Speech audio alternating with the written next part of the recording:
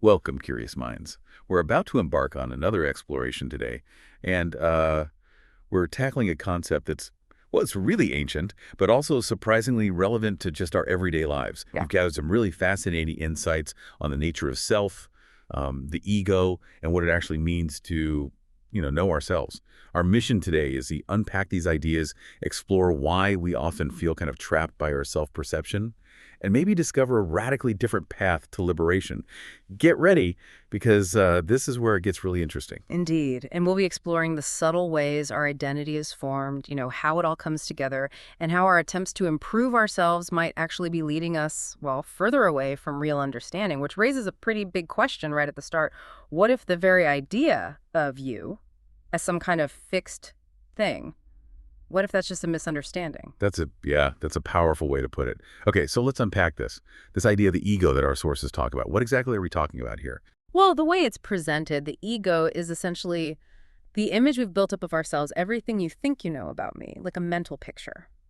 And it's not something we're born with, right? It gets shaped by everything, everyone around us, family, school, friends, even just random encounters. It kind of dictates whether you think you're capable or lucky or smart, maybe lovable or clumsy.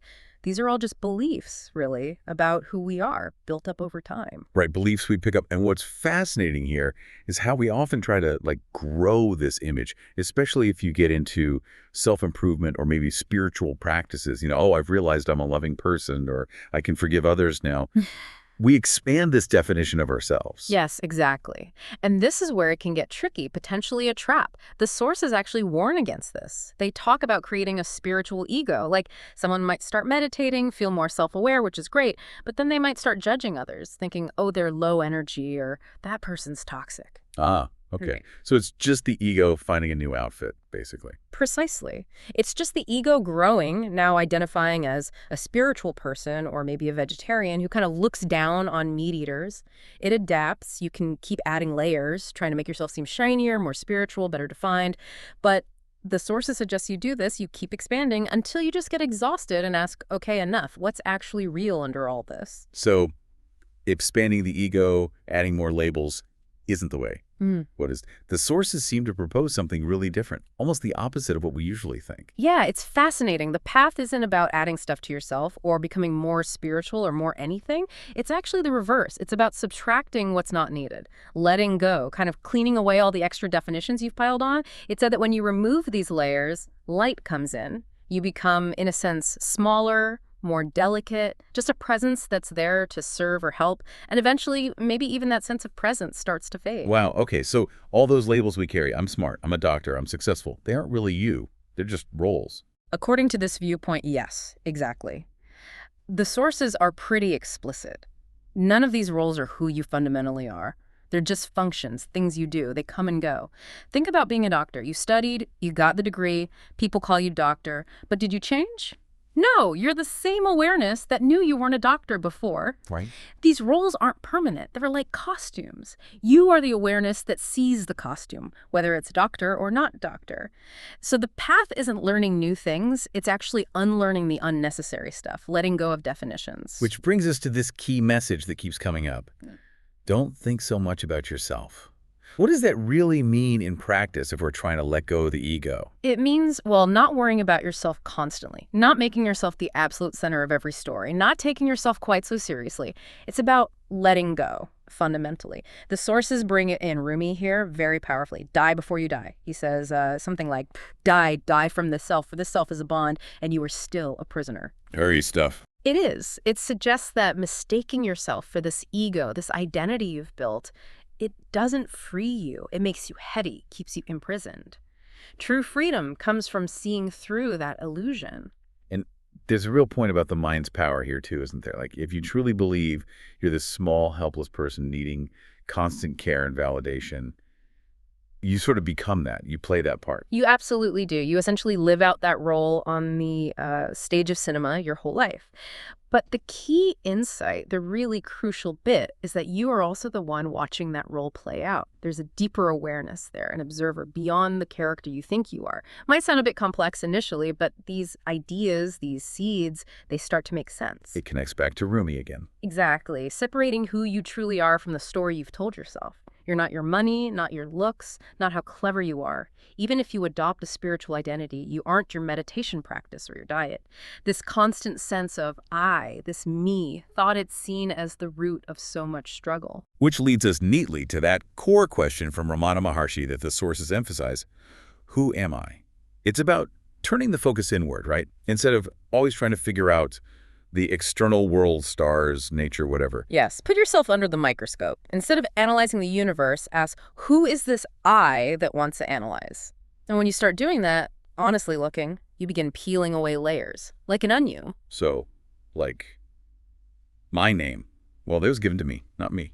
My past, my birthplace, memories, those are just things that happened, events stored, not the core me. Precisely. And even your body. It's pointed out that almost every cell replaces itself every 7 years or so. You literally don't have the same physical stuff you had 10 years ago. Huh. Never thought of it quite like that. Right, your particles are always changing. But you still feel like you. And if, God forbid, you lost an arm or a leg, you'd still be you. Your essence wouldn't change. So you're not just your physical form. Okay, makes sense. And our thoughts, our beliefs, they change all the time too. So if I'm not my name, not my history, not my body, not even my constantly changing thoughts, then what is this I? What's left? This is where it gets really profound. The I is described not as a solid thing, but more like a thought or an illusion. The analogy used is a tornado. A tornado? Yeah. A tornado isn't actually a thing in itself, is it? It's just water, wind, dust, all moving together violently. It looks like a tornado. But get close. There's no single tornado entity, just the components in motion. Similarly, they suggest when you mix thoughts, body sensations, memories, beliefs, and get them moving, this concoction called I appears. Oh, okay, a temporary formation. Exactly. And this I thought then becomes the root of all other thoughts about yourself. What will I do? What about my future? How does this affect me? All thoughts circle back to this I, which itself is just a thought without a separate, solid existence. So, if the I is just this thought concoction, how do we deal with it day to day? It sounds like the magician's rabbit in a hat trick. Once you see how it's done, the rabbit isn't really in the hat in the same way anymore. Well, the difficulty pointed out is that often people don't really want to hear this. We instinctively want to do something to make our I better, happier, more successful. We want to improve this self. We're attached to it. Very attached.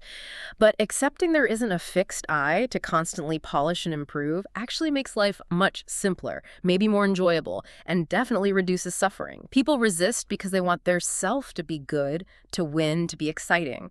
But that effort, trying to decorate something that isn't fundamentally fixed, it can be exhausting. So what does this mean practically for just, living life? Yeah. How do we go about things if there's no fixed me running the show? It suggests you can still live fully, experience everything life throws at you. Marriage, kids, loss, illness, success, frustration, joy, all of it. But you become more of an observer, like watching a really engaging movie. Happiness comes, happiness goes. Sadness appears, then fades.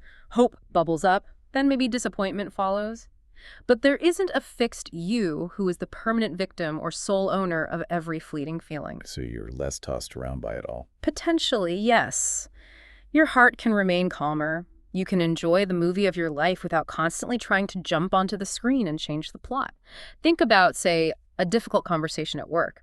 Instead of feeling personally attacked, you might observe the dynamic, see the temporary nature of the tension, and respond with more clarity, less defensiveness. Or stuck in traffic. Exactly. Instead of, I am so frustrated, it becomes, frustration is happening. You observe the feeling, knowing it's temporary, like a scene passing. Life can become more beautiful because you're not adding extra suffering by identifying so strongly with every bump in the road. This really resonates with the Buddha's core ideas about suffering, doesn't it? That attachment to this idea of a permanent self is a major source of our discontent. Absolutely. The whole aim of Buddhism, as the sources mention, is essentially ending suffering. And the key often highlighted is understanding and releasing this attachment to the perceived self, its desires, its fears. There's even the story of Ramana Maharshi. Again, when he was just 17, he apparently had this spontaneous experience of death, not physical death, but the dissolving of his ego identity. And he just kept living. Wow. Yeah. He realized the body was just a vehicle consciousness was experiencing through it. His takeaway was, if you can metaphorically die before you die, let go of that fixed self-idea, life becomes incredibly easier, actually more passionate and joyful. We often wait until actual death is near to glimpse these truths, but maybe the suggestion is we don't have to wait. So wrapping this up, if you're not your name, Not your body, not your thoughts, not your past. And the I is just this fleeting thought concoction. What's left? The sources hint at concepts like emptiness, shunyata, and even break down the mind's functions that create this image of you. Right. And perhaps the final provocation to leave everyone with today is this. What if this entire waking life, what if it's just a longer, more convincing dream? You know how emotions feel totally real in a dream, falling in love, feeling terror, grief. It's all incredibly vivid. But then you wake up and realize it was all temporary, just a dreamscape. The question posed is, what if this real life is fundamentally no different? Just a longer dream that we happen to take very, very seriously. That is definitely something powerful to sit with, isn't it? The idea that maybe freedom and joy don't come from building ourselves up, but from this profound act of letting go. We really hope this exploration has sparked some intriguing thoughts for you to ponder, maybe even experiment with in your own experience. Until next time, keep exploring the fascinating world around you and perhaps, especially, the mysterious one within you.